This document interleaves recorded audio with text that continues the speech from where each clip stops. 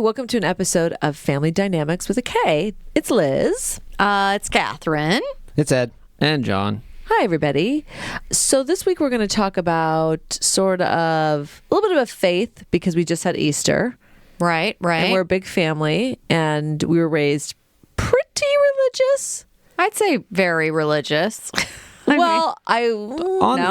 you, strangely enough, if you think about the entire world, exactly, there are much more religious. I see what you're saying. Yeah, that's true. We were raised California Catholic.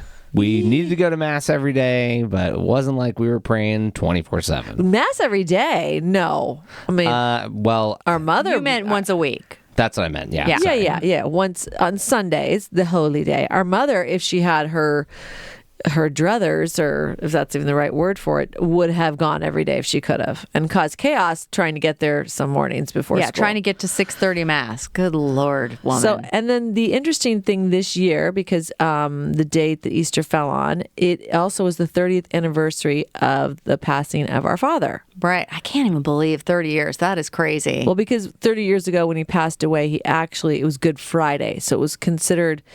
It's a holy weekend in the Catholic faith. So Holy Thursday is the start of it, Good Friday, and then Holy Saturday, and then Easter Sunday. So it's really 4 days of isn't it, John? I mean, there's the Holy Week, but those 4 days are very focused. Yeah, I think, it's Holy Week. Holy Weekend was what threw me off because I don't know if that's really Holy Weekend. Yeah. Well, yes, if you're our mother, it's Holy Week. It's actually been the month of Advent, which is the whole kicked off by Lent and ashes. Did anybody else get ashes this year? Oh, I didn't, for sure. No. What did you just say about Advent? Ashes. No, you just said Advent. I was barely that's listening because you're caught talking me, super you. Catholic, John, and it's you like have to walking around correct Mom's me. house. Yes. What are you doing? So Advent is the 4 weeks before Christmas, basically. So Lent is about the 4 weeks before, where you Ash Wednesday kicks off Easter. It's longer than 4 weeks. What, Lent? Yeah, Lent is 40 days. Right. Like Jesus in the dead. You're abusing me by making me think Catholic thoughts and coming up with all this knowledge that you're failing at. I refuse. Your story's great. You nailed it. Got it. Done. And the crazy backstory is our family owned a Catholic bookstore called Toli Lege, St. Augustine, take and read, which our father started. Well, we had it for over 25 years. Yeah, I don't know when he started it. Because it had to be around 1976, around there. Only reason why I say that is because the first location, I remember being able to walk to it, and I think it was like a kindergartner. And we would walk to. I wasn't in grade school yet, I don't think. Gotcha. And was it at the Topanga Plaza? Yeah, Topanga Dumet. Not Topanga Plaza, just Topanga Dumet's, a very small little store. And the backstory was he got a pension, like an early pension from LA Unified. And he just cashed it out. And there was a family friend, Mr. Baker, who became Deacon Baker much later in life. He sat down with him to say, I really think I want to do something with this money. I don't know if I should open up a dry cleaners, a pub. I do remember the bar / pub idea. And Mom was opposed to it because she felt those are late night hours, the sort of inappropriate environment she thought it might, lend itself to. And so she wasn't enthusiastic about that. And dry cleaning, she just didn't know the direction. She just didn't understand that business, which I cannot even imagine. I can't imagine Dad running dry cleaners. But the best would have been if he put it in that location, because then that intersection would be 3 out of 4 corners having dry cleaners. Well, then, he still might be in business. But, and then it was Mr. Baker who said, we don't have in the San Fernando Valley and is really needed is a Catholic bookstore. Now, the idea that it was really needed turned out to be not exactly correct, but I mean, it was never a gangbuster business. No, you are incorrect. Oh, okay. no. Okay. So here's the deal. And so the first location was very small, cute, and charming, but didn't have a lot of parking. And he eventually decided he wanted to expand because the business was doing so well. But he also wanted to be somewhere central in the valley to all these Catholic parishes. And so he picked a location in Canoga Park, right, surrounded by tons of parishes, had its own parking lot, and it was like 3 times the space of our previous location. Yeah. And 3 times. I mean, you're talking about going from what? Like, was it more than 1,500 square feet? Like, it wasn't. that the big. original one. The Was, original, it was Well, no, chopped in half at one point. This second location, they split in half after he had been there for a couple years. yeah. So Okay, you probably only saw the smaller version of it. Oh, got it. Right. Yeah, I haven't said this earlier. Many new things that I don't know have already been said. So wait, you're saying the second location, the only location that I Yes. can Right. actually remember, Of course. was twice as big at some Yes. point.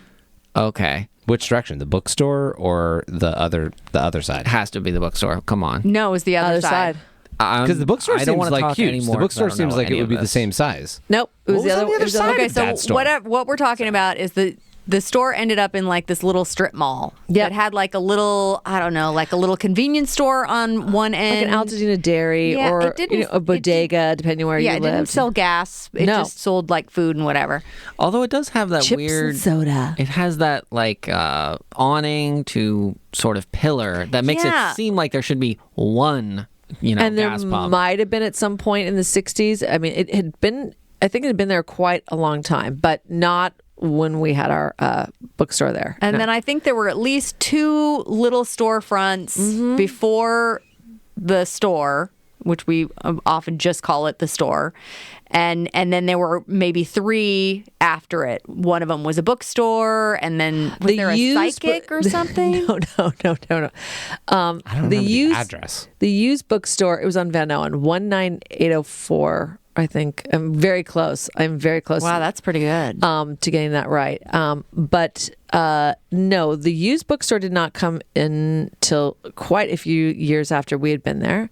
And there was an insurance salesman office. There was 2 or 3 offices that were, almost like you'd have to have an appointment to walk in. Oh, it was an astrologer. There was an My mom was incensed that the astrologer did a very But it was brisk business because, of course, she thought that was. But it was it was not what you would see today. There wasn't some neon sign in the front of it. No. It was like literally like a little shop where people would go in. So And, you're saying there are a lot of telescopes. oh my God. Nope. No.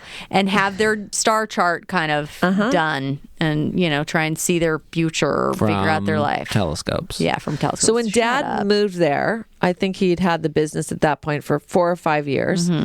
And then it was, it was too far of a distance, except for the one time I got punished and was made to walk all the way to the store. Oh, God, what'd you do? Wait, what? That's a long way. It was really long, and I think I was like 10 or 11, and there was no cell phones. I mean, that I made it alive is almost shocking. How many stops do you think you made on the way? I was so terrified and assumed Mom was following me because it was so irresponsible of her for her to send me. I was terrified to stop. I did not stop. Also because I was terrified to interact with any adults. I was way too young to be doing what I was doing. Okay, so and how long until you were just mobbing around the neighborhood with your $2 and it was your oyster? No, I will tell you, I was so freaked out and scared to be walking all this way by myself. I did not want to interact with anybody. I did not stop. I walked the whole way there. Well, honestly, it's not really a nice neighborhood. At a certain point, no. Yeah, it was not. I was great. like, I just want to get there and I want to look like I have purpose. And I know what I'm doing. And it's like, I mean, it was like 6 miles. It was been crazy. I don't know. So he moved the store. It was twice the size, John. There were actually 2 bathrooms in it because when they actually put the wall up in between it, we only had the 1 bathroom. And Did the back office also get reduced? there was, yes, I think so. No, I think there was 2 offices. He really took what was like a it double was space. he just divided it in half, like put a wall straight down the middle. It's probably a law firm with 2 partners. They didn't like to talk with a door in between, exactly. But we all got to work there. He pays $5 a day when we were littler, and then we actually did make, a little bit of a salary. But it did do very good business because it was the only one in the San Fernando Valley during what would be the Catholic holiday season, which would start around Christmas and wrap in late spring sometime. I mean, there's just one thing after another, with first Holy Communion season, confirmation, Mother's Day, all those type graduations. It was crazy. May procession. Easter. Yeah, just to make sure that people understand. So it was a bookstore, but also sold little statues and Rosaries veils and crucifixes and all the accoutrement of To be the clear, religion. We've said bookstore a couple times because a bookstore actually moved in next door. A true, proper, every kind of fiction, nonfiction, real reference books next door. Our Father's store, not a bookstore that you would call a bookstore, a religious books and goods store. Well, religious because books it's Bibles. explicitly. But when you talk about the bookstore next door, remember, it was a used bookstore. And it was very odd for numerous reasons. So True. I don't think I ever went in there. I mean, obviously not being a big reader. They were actually, because they were such an odd neighbor, they were good neighbors, but they were very unique people. It was a used bookstore, and it was there forever. I mean, for a decade plus after we closed the business. But so yeah, and our dad was able to run it with sort of ladies from the church, you know, that wanted little day jobs. Or a nun or two, right? Never none. No. Really? No. I remember one, oh God, the crazy backstory. Okay, so he had this one young woman working there. Let's call her Becky. Wait, there were young people that worked there? She for sure was like 20-ish, yeah. Okay. Well, this is Isolated incident? I'm just because the only mostly they were older. Yeah. Okay. Though I hired some of my friends because my friend Raquel worked there, and then told someone she didn't believe in God, and I was like, okay, how can I have you work here? It's retail. Maybe just don't. I'm not saying don't express your beliefs, but like you are in a religious bookstore, Just sell the Bible. yeah, Voss. So Becky worked at the Bible store, our dad's Bible and gift It's very funny shop. to hear you just say Becky, this fake name, yeah. Becky. So she worked there, and she was very odd. And our father, he gets along with basically everybody. They did not get along. Even as a kid, you observed it was like oil and vinegar. And she was very self-righteous and kind of had almost like, are you going to become a nun? You're very self-righteous, blah, blah, blah, blah. Fast forward maybe 5 or 6 years, I'm in my freshman class at Louisville, and they're doing roll call. And, Elizabeth Killmond, yes. Are you Frank Killmond's daughter? Uh-oh. Yes. She goes, oh, my name's Becky, and I worked in your father's bookstore for a few years. I'm like, oh, I am perfect in this class. I am set up. So I go home that night, and I tell Dad, I go, Dad, they were doing roll call and so forth, Miss Becky. And he goes, uh-oh. He goes, oh, no. And I go, what? He goes, that's the only person I've ever fired in 15 years at that point of the store. I'm like, what? And she did actually hate me. And she was kind of almost a nun in training, and then it didn't happen. She was the closest we got to a nun working in the store, although a lot of nuns came into the store and priests, and this is pre-Amazon. So if you needed anything in the Catholic good gift and Bible book, prayer book space, we were it in the San Fernando Valley. So actually it did very good business, but it was almost like somewhat like self-sustaining. It just, Right. because then you'd have, soon as June hit, June, July, August, and September, 4 months. When I say you got no business, we almost just shut the doors, zero business. I remember working some summer days when I would ride my bike there, open the store myself, mop, close the store, and ride home. Yeah. Not seeing a single person. Woo! That was I locked the door so I could walk to the bodega or whatever and pick up lunch and then walk back. Yeah. No one would come in because it just wasn't any, maybe religious thing happening. So maybe every once in a while get somebody come in that I will say this. There were 2 specific times when I worked which were the worst, which was from 5 to 6, the last hour, because everybody was getting off work and they needed their religious stuff. Right. And or all day Saturday, because we weren't open on Sundays. And that was the only day that you could kind of guarantee a sister who was a teacher could make it to the store, was a Saturday, because she didn't have to work. You mean a nun? A nun, yeah. Okay, yeah. Yeah, so if you worked a Saturday, you're going to get a couple nuns. Oh, no, That's when they can come in. We would be very busy in springtime and Christmas because we would sell things like nativity sets, very, focused on, the holiday, whatever was happening. Mm-hmm. And for you real estate agents, when St. Joseph came in, remember that you had to bury a St. Joseph in your backyard to sell your house? Oh, yeah, sure. We could not keep those St. Josephs in the store. I remember I had a gorgeous one in from Italy, and it was like $75, and they were like, I'll take it. I'm like, I want to make this sale, but I do not want you burying this in your backyard. because we normally have ones for like $1.95, but Because is it like the patron saint of like carpenters, which then somebody somehow, I don't know. That was the other thing. supposed to like bless and help sell your house? Is that why Right. people did it? So Okay. you would think we'd be this very religious household because of that reason. And really, like John and Ed said, I mean, we were sort of Catholic, not light. I mean, our parents were very religious, but it wasn't, we rarely did rosaries in the house. There wasn't we didn't go to mass every day. I didn't feel we were overly religious for, ironically, the business our family owned and how our mother, did she become a pastoral counselor? You guys constantly bring that up. There's 2 reference points for this. One I don't know. Recently, the new one is no. It's just a Bible study approved leader or whatever it's called. The other one I don't know and can't convince you that it's not true. Okay.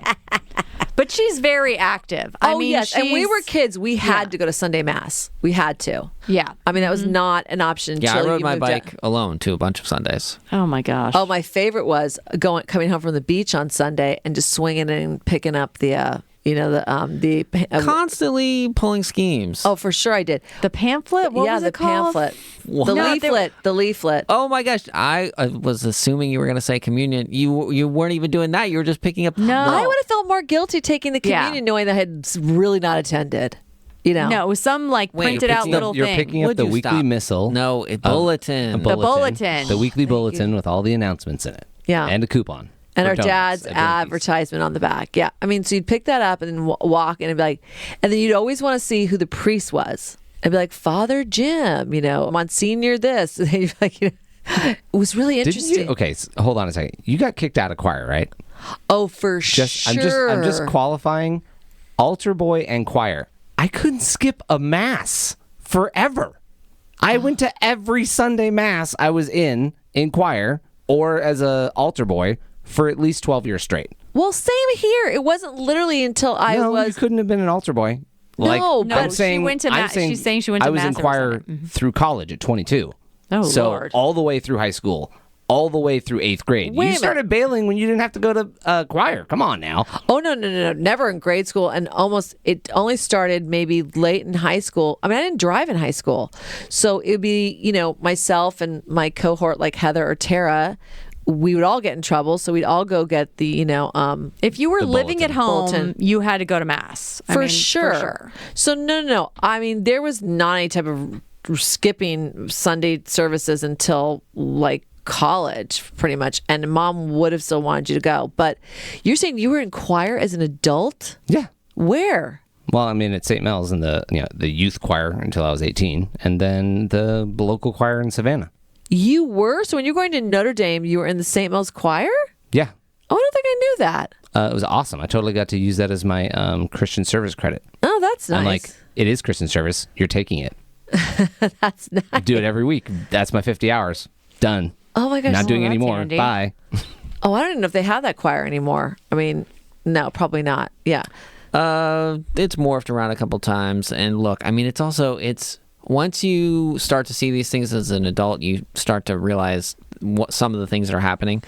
But it kind of depends on the leader, and it's who's in it. And okay, well, this crop of from this class kind of stuck with it, and then this one didn't, and then it died out for a couple of years, and then it changed, and then it did this. So it was it was still around when I was there, but it had changed to a point where no one from our class was in it, and it didn't feel the same. Mm-hmm. I was just away and I saw this family and I went, oh my gosh. And I counted the kids and there was 5. I thought, oh my God, we always at least had 2 more. Oh, yeah. I'm like, we must look so like alarming walking into church because there were some big families in our parish at the time, but only like 5 or 6 other families. Yeah, not a lot. No, but we were one of the big ones. And, but just like, our older brothers were also altar boys, and our mom and dad became Eucharistic ministers at one Right. point. So very involved in the, church and partaking in the services. But then when I became an adult and I had freedom to go or not, it became much more, if there was a holiday, a tradition, or something going along those lines that I would attend. Yeah. And then, listen, my son goes to Catholic grade school. So he at some point really wanted us to go on Sundays a lot. So we started to attend a little more often. And I was like, aren't you going once a week in school? But he definitely wanted us to go more. And now it's harder to get him to get out of bed on Sunday. So, well, that was the trick with the youth choir when I was in high school. It was the 5:30 Saturday mass. So also, 5:30 got out of Saturday. Sunday mass. Awesome. Yeah, because Saturday evening counts for Sunday. I had plans on Saturday Night Ed. That is why I had no idea Did this you have existed. plans at 5:30? Could Yes. you not? Yeah. Yes. Feel free to lie She's as got to much be as getting you ready want. for her plans at 8:30. Well, going back to our dad's store, after our father passed away, almost by default, I ended up taking over and running the store for, it was at least 4 or 5 years. Which is crazy. I can't believe it was that long. I think it was about 4 years, but it was because he was an actor on a soap opera and I was acting as well. So we felt like, oh, this allows us freedom because it's your own business and we have these ladies working with us too. So if we need to leave and go on auditions, or we've got, like myself, a theater production or class, it's all good. Then when our father passed away and I took over the store, it was right in the busiest season, which was Easter season. First all communion, confirmation, just crazy all the way till the end of May usually. It was overwhelming. And then the summer months hit and it was dead as a doornail, and I buckled in. And our dad, he really did not, I don't want to say he almost did it as a Christian service, but he was never looking at it to make money or really looking at it as like his main gig ever. So I came in at that point and I knew we had just had done an immense amount of business over those months, and there was like no money. And I was like, and we're going into the months that there is no money coming in. And it was so stressful and I could not figure out what the hell was going on. And it took about a year. All I can say is that when I took it over, it was like, oh, we've got to organize the shit out of this, because it is, there's not even a daily book of like profits, losses, what we took in. So that I took over. Mrs. Failed Math. That Becky was my algebra teacher, by the way, and failed me. So, and yet here I'm running a business, the books. And I wonder if that's where her and Dad didn't get along. What are you doing with your books? Nothing. Books? I don't have books. Yep. You're fired. Yeah, kind of. That could kind of be it. Could have been it. So, yeah, and then that almost took me a year obviously we're all grieving too, because our dad sort of went downhill very quickly. Yeah. We knew he was sick, and then all of a sudden it was like, oh, you're really sick. And I think it was like from death from diagnosis wasn't even 2 years. From diagnosis to death, you mean, yeah. From death to diagnosis, yeah, reverse, sorry, diagnosis to death. Wasn't even 2 years, and it really, if I remember correctly, and you guys can tell, My understanding is the timeline from when he died, if I backdate it, there was no information about that when William died, and that was 2.5 years. So it's within the 2.5 year window. Right. That he went to the barber saw something on his neck because he was getting his haircut regularly, because he was an actor on a soap opera, shooting regularly, so you got to look the same. He had the same barber. Barber's like, what's that? Don't know. Got it checked out, got it removed, and then the next 2 year or year and a half. Yeah. Yeah, because when our brother William passed away, you're correct. He did not have the diagnosis or even know that he had skin cancer. And by the time they found it, it was melanoma. And it was 3 with like borders of 4 or something like that. I don't know if they categorize it that way anymore, but it was very severe. Yeah. And so it was, he tried a lot of different things, because he was only 56 and a half, because when he passed away, he was 58, which is really young. Because John, you were 8 years old when he passed away. Yep. That's young, and you have a young child. It's like, that's crazy. But he didn't really put affairs in order either, to some extent. No, because it was like 3 months, and then really fast tracked the last 6 weeks. 'Cause you had gone down to, did you go to Mexico? Yeah, I went. He wanted to get some, because for melanoma there was not a lot of treatments that were really working or doing anything. I think they've made some advancements, which is good. But at that time, there was really not a lot that was going to work. So he had found this clinic in basically Mexico, Tijuana, like right over the border. And Mom and I drove him down, like, a little bit of a road trip. And I was working at the time, so I don't know when we did it or if I took time off of work or whatever, because we spent the night in a hotel the night before he was supposed to go to this clinic, and then he was going to stay a week, I think. Mm-hmm. And oh God, I just remember like where it was. He was so sweet. I have two distinct memories of him being ill. One, this is before the Mexico trip. He was working on General Hospital and he was not feeling well. He was feeling weak or whatever. And I said, well, I'll just go with you. So, I'll just drive you and whatever.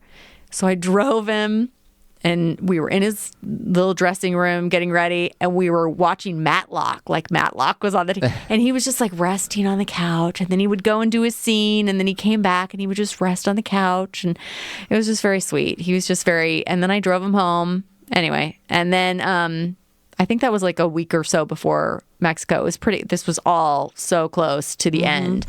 And then worked right until the end. Mm-hmm, then we stayed in this hotel just on the other side of the border. This is terrible. Mom snores so bad. Oh, it's so incredible. It was, and this was before she got her CPAP machine, before she realized sleep apnea. Before there were CPAP machines. Yeah, I don't think For they sure. even realized, that. Charles Papp hadn't invented it yet. Oh, thanks, Sorry, just CPAP. Is that his name? No. Oh my God. I got you. I was like, wow, Ed. I was like, Wikipedia, Edipedia. No, yeah, it's funny because okay. recent hospital trips, they have, you hear about like, oh, is it a BiPAP? And so it's like, oh, there's multiple kinds of these PAP machines. So he had a brother named Brian. Oh my God. Oh my Move God. on, please. Okay. So, yeah, it was hilarious. We just got one room, so we had two beds. And I woke up in the middle of the night because Mom is snoring so loud. It was so loud. I was like, oh my God, what? I'm like, and Dad heard me wake up and he was like, oh, are you okay? I'm like, how can you sleep with us? He was like, I don't know. I just am used to it or whatever. And he said, do you want another pillow like to put over my head? And I like ended up, and how sometimes you're just like desperate to sleep, even if it didn't even matter. Like, what does it matter? I don't really need to sleep. It's fine. So I took the pillow and a blanket and I went into the bathroom. Oh, okay. Go ahead. But I could still hear her. It was so loud. And then I wanted to go out to the car. And he was like, no, you are not going out to the car. He's like, in Mexico, you're going to stay in the well, we were bathroom, that's technically fine. not in Mexico yet. We were like, short of the border. 50 feet away or, not even a mile. I mean, it was really like, one of the hotels that was like right there because we were going to get up in the morning and go. But wait, let me just say one thing. So I had a similar trip with Mom. We went to a bed and breakfast up in Santa Barbara, and they were like cottages, and it was gorgeous. We shared a room, and in the middle of the night, I woke up and I'm like, oh my God, the snoring. And it was like, you could, mom, roll over. Okay. And you're like, oh God, fall asleep before she does. No, crap, she's already asleep again. So loud. And I really was like, how there's, the way the little bungalow was, we maybe had probably shared a wall with one other, guest room. I thought, oh my God, they have to be hearing this through the walls. It was so insane. I took a pillow and a towel into the bathroom and tried to fall asleep in there too. Couldn't do it.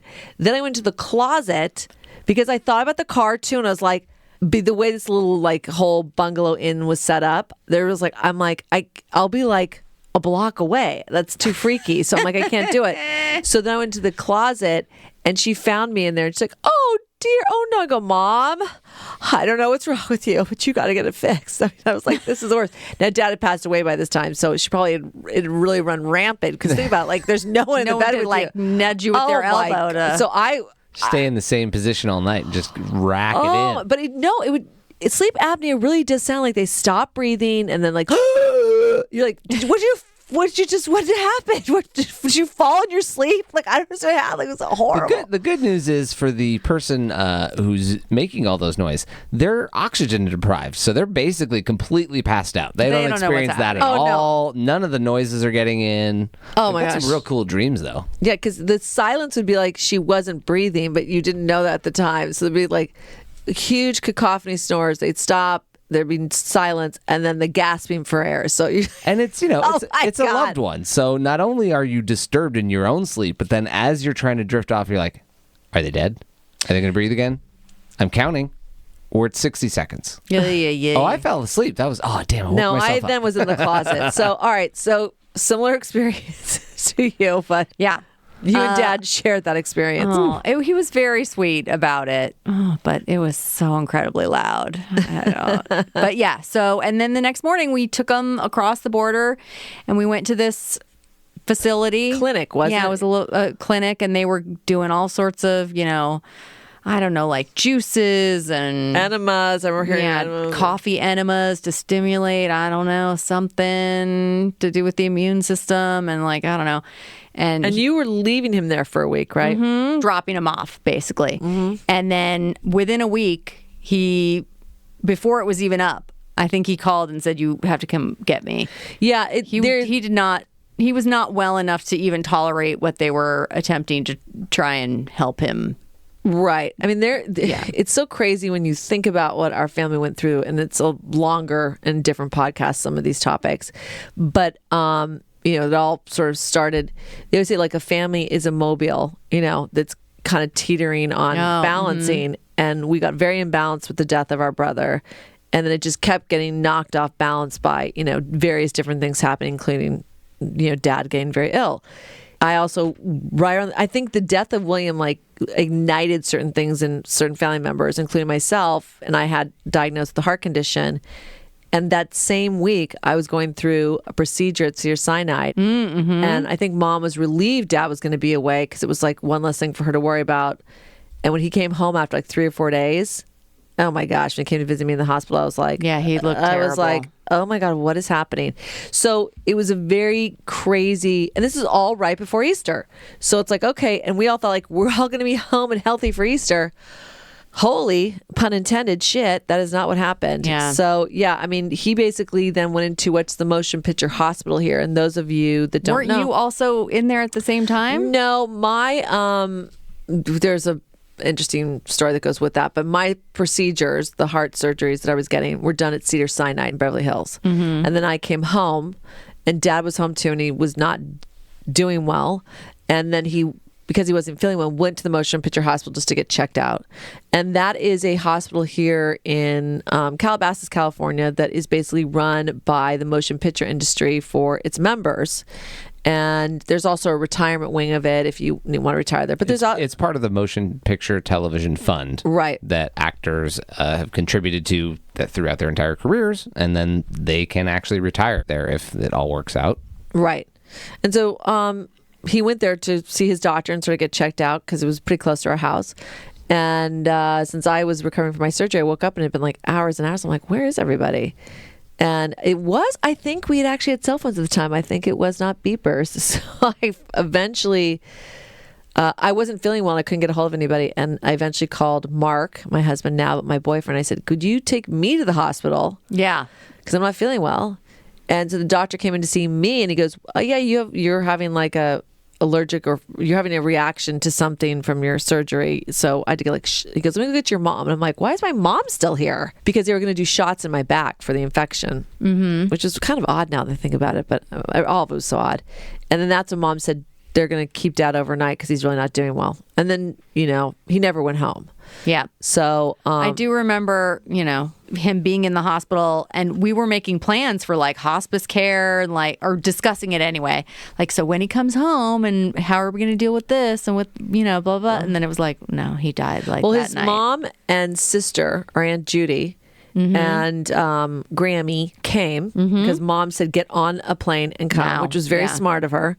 And James, our brother, and his wife, Michelle, came. And once those family members came and he had a visit with them, it was honest to God, I think it was the next day. Yeah, I think he was holding on for that. Yeah. And Mom always says, and at the time I was younger and didn't understand that really one of the last things he said to her was, I don't want to miss it. I don't want to miss all of it. Oh, God. And you totally understand that as an adult now. Oh, yeah. Because you see your kids and you're like, yeah, I want to see all of it. I want to see what happens with our nieces, our nephews, our kids, everything. And it's he didn't get to see a grandchild, and we know he lived a bib-is. So that is kind of heartbreaking.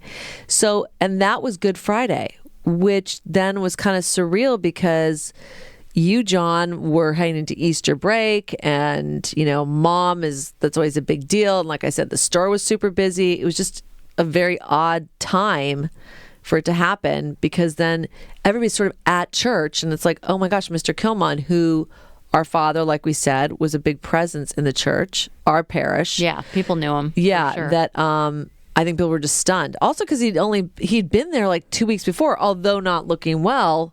By no means like on death's door necessarily, but it just happened so quickly.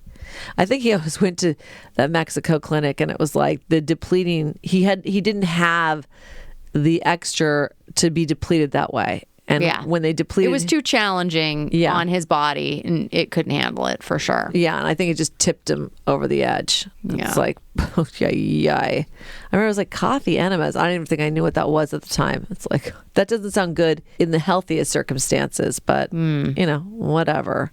So then now we've had Easter, and it's like now it's so different because we have varying kids with Easter egg hunts and all that. I mean, now the only two that really want Easter egg hunts are Morgan and Lauren, Virginia, Gigi's younger daughters. Yeah. Mm-hmm. And then Rosie used to do it, but now she's like, her boys are too old. And her son Jack is away at college, just wasn't even there. So she's like, I'm not doing Easter egg hunt if like my own, two boys are not into it. But we did get to meet Luke's girlfriend, Lovely, and her mother. So little Luke has a girlfriend. So that was a new addition. So, and this, unlike the other previous family get together, I did not expect an engagement or anything significant to happen. No. Moron. Just for Jesus to come back from the grave. Just that.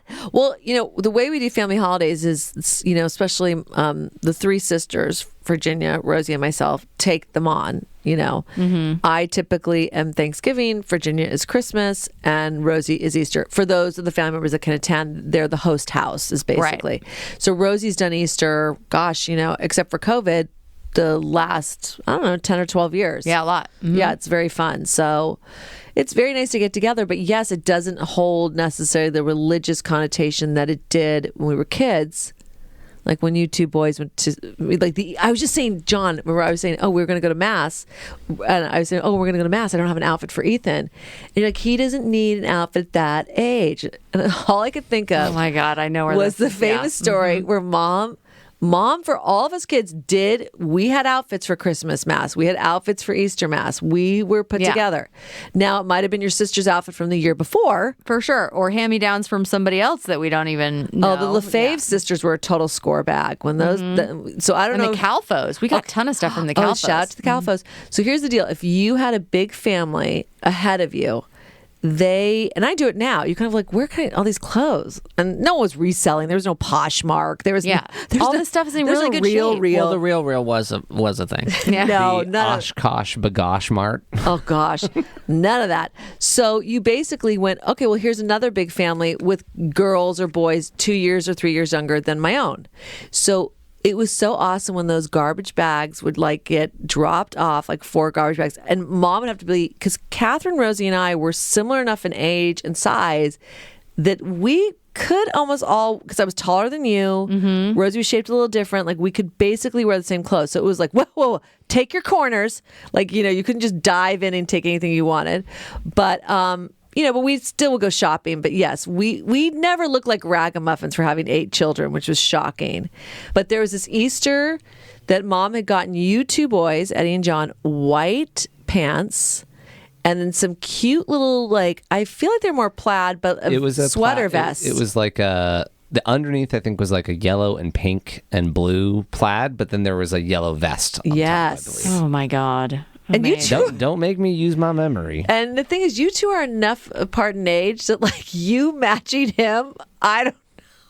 It was like a miniature version of Twins with Danny DeVito and Arnold Schwarzenegger. There's at least a foot difference between the two of us. Yeah, as if there aren't families with a little bit of gap that do coordinated outfits. No, they do. They do. Oh, so your point doesn't make sense. Got it. Well, I'm just saying, God love Eddie for being down for matching his little brother. You two decided you're going to take chocolate to Mass. Yeah. We're going to take some tinfoil wrapped milk chocolate in our pockets, and it was very hot Easter day. And then Mass happened, and you got to be praying and kneeling and praying, Squishing and standing. and sitting. And those pants were tight. Let me just tell you, that polyester did not breathe. And we're doing a lot of motion. I'm getting up and down and doing some stuff. Oh, God. And then by the time we stopped to pick something up on the way home, like we stopped, I feel like we stopped went to at a Thrifty, Thrifty's. for sure. To like, oh, we should get something at Thrifty's. Which is now Rite Aid, everybody. John and I got out of the car and like, what happened to your, did you guys sneak chocolates in? No. Oh, yeah, we did. Just melted straight All over the front.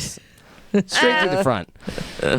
Oh, A big gooey chocolate mess in your front pocket. just sneak it in, because our mom would do, God bless her, when you think about 8 kids, we would have Easter baskets in the morning with the fake grass in it and chocolates in it and God knows what else, and then the cereal boxes. I mean, she would do it. I'm gonna break your mind right now, Liz. Uh-oh. You remember getting clues to your Easter present? Oh my God! Yeah. Oh my gosh! Wait, tell what that is.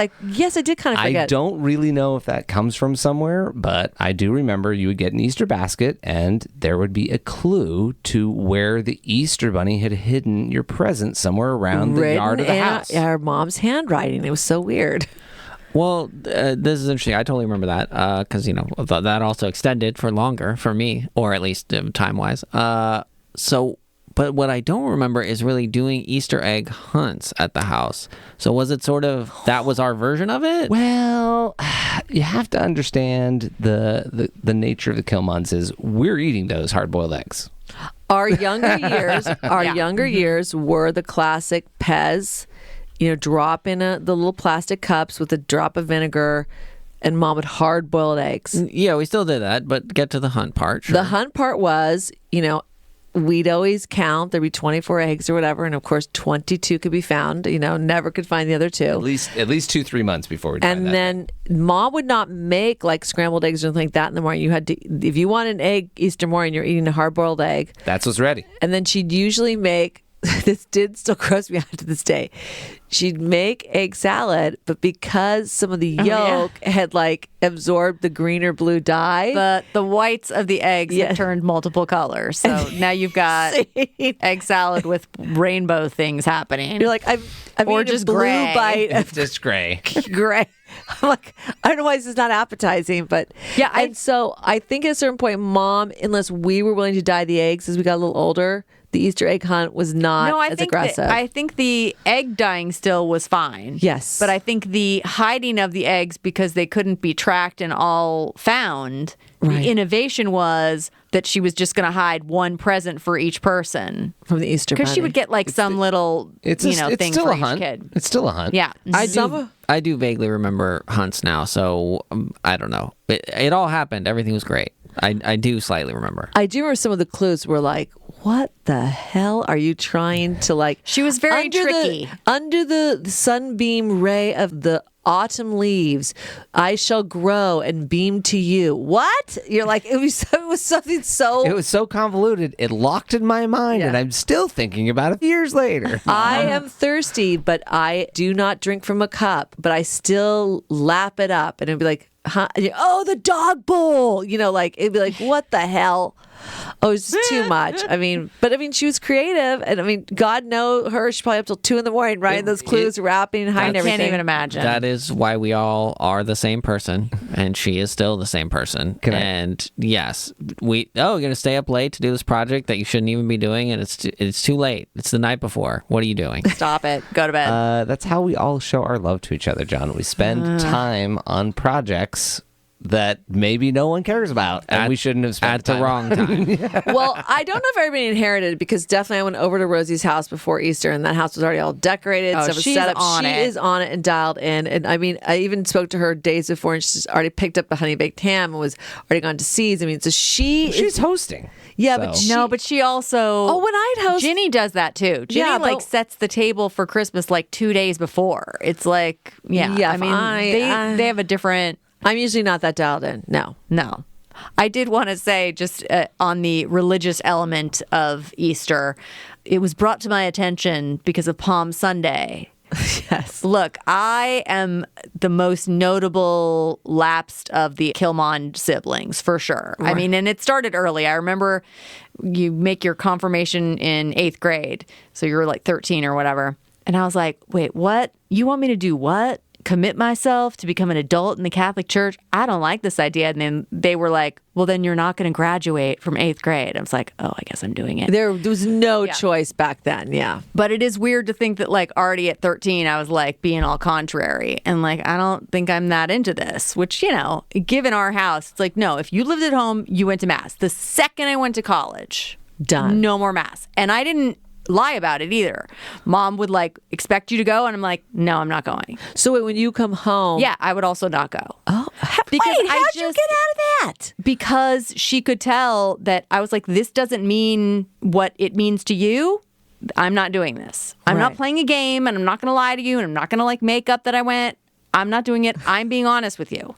Anyway. Although you were at a Catholic school, I never went to Mass once. Okay. And apparently there's like a beautiful sure. cathedral. I never went in it. I don't know what the deal is. Oh, yeah, Loyola Marymount does. It's a Catholic school, and you had to take at least 2 religious-oriented classes. That was my question. You could pick what they were. So I took one that was like very philosophical in nature. It was like, what is, who is Jesus and what is the meaning of this? Like, oh, okay. And then another one was like atheism versus theism or whatever. It's like, oh, this is right up my alley. Some arguments about religion. Perfect. So anyway, I have 2 kids and they have not been raised religious, but I know all this stuff. I just never think about it. You're skipping a short chapter in their lives. What happened to kindergarten? Oh, yeah. They went to St. Mel's kindergarten. That was very uncomfortable for me because I was like, ooh, I don't really Did it even last the whole year? I feel like it didn't. Or yeah. Sarah went for her whole thing. I think somewhere in there, very early, Adam was diagnosed with autism, and then he took us on a whole different track educationally. But Sarah did go to St. Mel's preschool, and I, again, did not participate in going. Because, as soon as they get you in to the school, they really want you to start participate, be part of the parish. And right. I'm like, ooh, I can't. Yeah, we are all very different in our sort of faith journey and how we do or do not practice. Yeah, for sure. And I like that people within the family aren't very like judgy in terms of like, well, you should be or you shouldn't be, or like, I so wonder if our nieces, like the older nieces of our brother, who I think very much was similar, like you're going to Mass every Sunday, you're part of the church. I wonder now as independents. He's a notch or 2 up from how we grew up. Yeah, true. In terms of how much he expects people to go to Mass. Is that what you mean, notch or 2 up? Same level as far as, Sunday, holidays, and theoretically also like holy days of obligation. But no, other things and just attitude. Like they do pray the rosary at home and they do other that's things. what I was. So, yeah. That's what I thought you meant. But I almost wonder now that they're not at home, what's going down? Well, now, I mean, New York has some beautiful cathedrals and so on and so forth, but it's still going to church, so I don't know. Yeah. So anyway, with Sarah, we'll have to have her on one of our podcasts and ask. I don't know if I'm going to put her in the hot seat. No, don't bust her out. Don't let her. She can tell you offline. She doesn't need to tell Put you. it on the Patreon.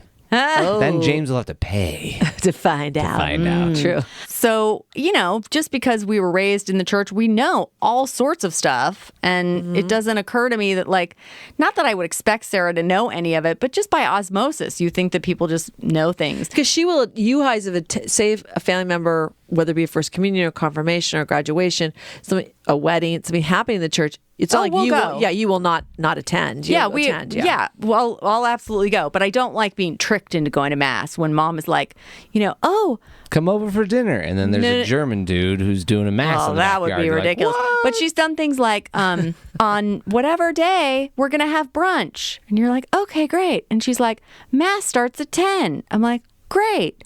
What time is brunch? But I will go if it's for a specific remembrance of something or whatever. But I don't usually go for any holidays because I don't. That goes back to Ash Wednesday. You know what I did this year? It was a drive-through. It was so awesome. Just drive through. I literally drove through, rolled down the window. They said a prayer, across my forehead. I'm like, and I'm out. Like, it was freaking awesome. Well, it's very funny because Sarah didn't know what Ash Wednesday was. So sometimes she'll see, I forget what it's happening. And she's like, wait, what is that? What is Ash Wednesday? And I'll be like, oh, and then I explain it. But just recently, she was like, Palm Sunday?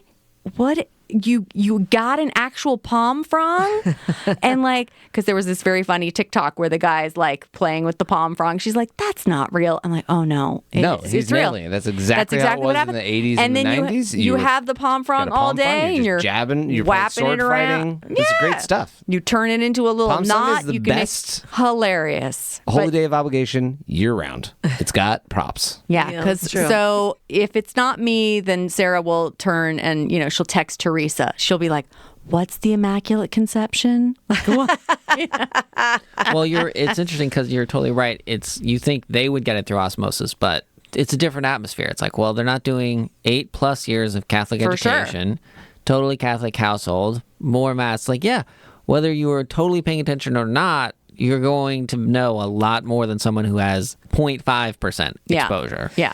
Yeah, my son is about to graduate Catholic grade school, and he's definitely had a lot of questions because kids today they view the world very differently than sort of the regimented rules of Catholicism. Sure. And so he, and I've said we can have very different views than what the church or your school is not enforced upon you. So, Well, and I think Mom has done a really good job of allowing us to have our own experience. As religious as she is, she doesn't really give me a hard time about me not participating. no, and that's good. So, Well, and Liz, your son is growing up in a half Catholic household. yes, I have the only son-in-law that did not convert to Catholicism, ironically. Oh, God. I cannot believe your husband did, Catherine. I literally, well, first of all, he was born, like his mom is Catholic, his grandmother's Catholic, very religious. He was not really raised religious. And then around the time that we were getting married, did he do it before or after? I can't remember. I think it was after because I think wasn't Sarah around? Yeah, It was oh after. my God, you're right. It was after. So, and I feel like, this is silly to say, but it like gave Graham Mary false hope. So he went it was a classic Eric sort of path. It's like after getting married and having the first kid, now's when I'm gonna deal with this. It's like, what? Who was asking you to do this? He basically was like, oh, I was never baptized, so maybe I should get baptized. I'll go to the religious education adult RCIA classes. Which Sarah would be like, that's not an acronym. Unfortunately, it is. RCIA, Rite of Christianity in Adulthood. Okay, thank you. That's what it stands for. Well, there you go. Okay. Although they frequently just do adults now, but probably yes. And Mom was his sponsor. And still one of his favorite things about it to this day. Oh my God, it's so ridiculous. Yeah, I don't know if it was 8 weeks or 6 weeks or whatever. It's a long time, I remember. He does these classes with Mom, who of course is like, the Uber student, like showing up and like, also like, let me throw in my 2 cents. And like, Eric is just not like. Uber student. She was, half visiting teaching. professor. Yeah, visiting professor. That's actually much more accurate. So he does this whole thing, absorbs literally nothing in terms of like long-standing knowledge of what he was supposed to learn, finishes the class or whatever, gets baptized. Sarah, I also baptized Sarah. We baptized Sarah, which also was like, okay, I mean, I don't even know if I should have done that. But but I also felt like, tradition. It's a bigger deal to not do it. So both Sarah and Adam were baptized, but Eric doing the RCIA thing with Mom was hysterical. I feel like it's interesting because I feel like you're speaking to a parental situation where not pressure, but kind of a fitting in almost, where you actually had your children baptized. I feel like as soon as the generation past us, just our mom now, is gone, there will be no need for any of our children to feel obligated to get baptized. Or for their children to get baptized. Maybe James's kids, that's getting real stretched thin by this point. I think that is getting to the point where there may not be a familial pressure. Yeah, but Liz does say tradition. I mean, that it'd be is more thing. a traditional thing, and I could see other nieces and nephews in some of this next generation. But back to, it's true, I have we're the half Jewish family, but we're also, Jewish, lifestyle where it's like, no, my husband does not attend temple, but he will observe, all of a sudden I'll be like, why are you faint? And he's like, doing the day of observation where they don't eat all day. And I'm like, what? You're going to break fast. Like, I'm like, oh, what the hell? So he will sort of cling to elements as well. But his family was half and half. His mom was sort of some Christian, it might have been Lutheran or Baptist, and his dad was Jewish, but there's a whole backstory there. And they were never great at pushing or keeping Mark like involved with things. Like if Mark was like, I don't want to do Boy Scouts. Okay, fine. I don't want to do this. Okay, fine. I'm not that type of parent, but I'm not going to torture my kid either. But he didn't want to do Hebrew school to get a bar mitzvah. And by the time you start going to them and seeing your friends having a good time, it's like, oh, it's too late. Yeah, because he did go to VBS for a while, right? Yeah. He went there for the social reasons, and then, well, especially after, because Valley Beth Shalom would have almost like a teen program, which was super fun. But that was like 14 to 16. Once they drove, was after. Yeah, but he went to the first bar mitzvah and realized, oh my gosh, you get tons of money. Oh, I blew it. But so it's interesting because California, we don't have culture that like particular other communities may have in other states, where it's all centered around, church, community, or, football in Texas, but certain things like that where really the community is so much church focused, and that where you spend so much of your time throughout the week. California, there's so much to do here that as a kid, I mean, we went on Sundays, but I never. I did get kicked out of the choir. You're right, Ed. Ski and surf. It's like whatever. I'll go to choir rehearsal was in the morning. There's so much other stuff I got to do in the state. Choir rehearsal was in the morning before school, and I'm not going to say her name, but so she did not enjoy me, and I was late all the time. Choir director. Yeah. And she basically just kicked me out. And I was like, okay, fine, bye. And she's like, no, you're out. Do you understand? You're out. I'm kicking you out. I'm like, yeah, I got it. Okay, bye. And she's like, no, you're out. You will not be able to come back. You will not be able to sing in this choir anymore. I'm like, and of course, my friend Heather's looking at me like, oh my God. And I'm like, bye. I was so relieved. I had a thought about this, not that specifically, but something like how serious adults are with kids about the repercussions of their actions. This is going on your permanent record. What kind of BS is that? You don't have a permanent record anymore? I don't have a permanent record? There's no record. No, it doesn't matter what goes on your permanent record. Those are the few how can times. You teach children if you don't? Yeah, you got to scare them. Oh, no. We're going to have to rate this podcast so that kids can't listen to it. Oh, yeah. We don't want them to know. Don't tell the secret. Yeah, those are the few times in my life I was not intimidated, nor did I care. I was like, yeah, bye. I don't have to get up in the morning. I'm out. Yep, exactly. Well, it was a nice Easter. Hope all of you are, whatever spring break, for whatever reason you may or may not have had. I hope you enjoyed it. Oh my God, that just reminds me, and we can wrap it on this, the difference between Catholic school and public school, that it was always like, oh, the week before, the week after, yes. Or like not even in sync at all around Easter. We would cross over for a bit. It's nooch. And I would go skiing with my friend Tara quite often, and we'd run into some public school kids at some point, because I think we would leave like Thursday, and sometimes I come home. I gotta ask her. I'm like, there's no way my family let me leave on Easter Sunday, and the public schools were already back back to school. Like, I gotta ask her that timeline. But you're right. Or maybe you did it before because because I don't know. We would get out. Like, for example, my son got out Thursday, so we had Good Friday of the Holy Week, John, the Holy Weekend. The Holy Weekend. Good Friday, Holy Saturday. But we used to have to go to Mass on Good Friday, sit 12 to 3 with Mom. And then you have to get a fish fillet. Don't you're supposed to like go to the church on Saturday, and the Eucharist is removed and it's all dark. Oh my goodness. All right, anyway. Too much. Well, you know, tomb. And we'll do a Patreon. We'll get maybe into more about what happened with our father's death around that Holy Weekend, John, sorry.